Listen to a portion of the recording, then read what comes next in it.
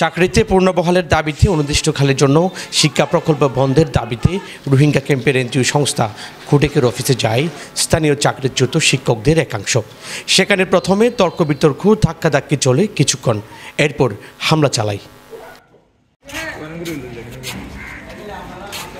শিক্ষকরা অভিযোগ করে বলেন, কুডেকের কর্মীরা নারী শিক্ষকদেরও হামলা চালিয়েছে, আহত হয়েছেন কয়েকজন। তখন আমাদের অনেক ফিমেল সহকর্মী ছিল, তাদের গায়ের উপর এসে ধাক্কাধাক্কি করা শুরু করে দিয়েছে।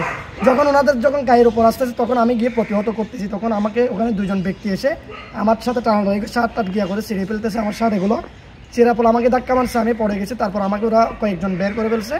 ওখানে ধাক্কাধাক্কিতে ওখানে আমাদের কিছু ফিমেল সহকর্মী অজ্ঞান হয়ে গেছে।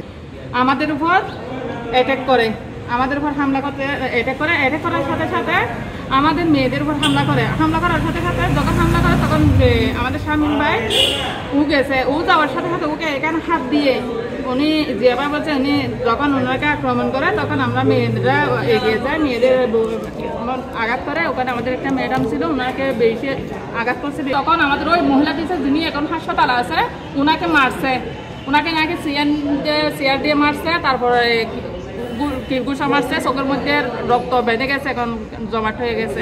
তাদের দাবি, কয়েকটি এনজিও তাদের ফাঁদে ফেলে স্থানীয়দের বাদ দিয়ে নিজেরা ক্যাম্প রাজত্ব করতে চাচ্ছে। ওরা একটা বড় ধরনের চক্রান্ত চালাচ্ছে, সমস্ত এনজিও যাতে এখানে স্থানীয়দেরকে যে কোনোভাবে এখান থেকে বিতাড়িত করা হয় এবং রোহিঙ্গা ক্যাম্প থেকে কোনো একটা চক্রান্তের ফাঁদে পেলে এখানে তারা রোহিঙ্গা ক্যাম্পটা পরিচালনা করতে চাচ্ছে স্থানীয়দেরকে অগ্রাধিকার না দিয়ে। তাইংকালী এডুকেশন প্রজেক্ট অফিসে গেলে সেখানেও দুর্ব্যবহার করে এনজিও কর্মীরা। বন্ধের ঘোষণা দিলেও মানছে না বলে অভিযোগ করেন শিক্ষকরা।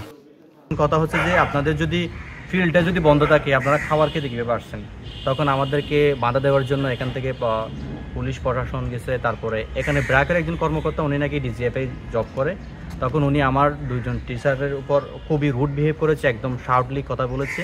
তখন এটা যখন আমরা একটু প্রোটেস্ট করার চেষ্টা করেছি তখন আরও বেশ 10-12 জন লোক এসে বা বাড়ির মালিক এসে আমাদের সাথে খুব রুডলি বা আনএক্সপেক্টেড কিছু বিহেভিয়ার আমাদের সাথে করে। চলতি বছরের মে মাসে অর্থ সংকট দেখিয়ে রোহিঙ্গা ক্যাম্পের 1180 জন স্থানীয় শিক্ষকদের চাকরিচ্যুত করে। এরপর শুরু হয় তাদের আন্দোলন। এনজিও সংস্থা ও জেলা প্রশাসনের সাথে দফায় দফায় বৈঠকেও কোনো সুরাহা পায়নি চাকরিচ্যুত প্রায় 1200 শিক্ষক। That's all I can say. That's going to be very fast tracked. I can't give a time, but I know that the World Bank have been tasked. Prabal news, Cox's Bazar.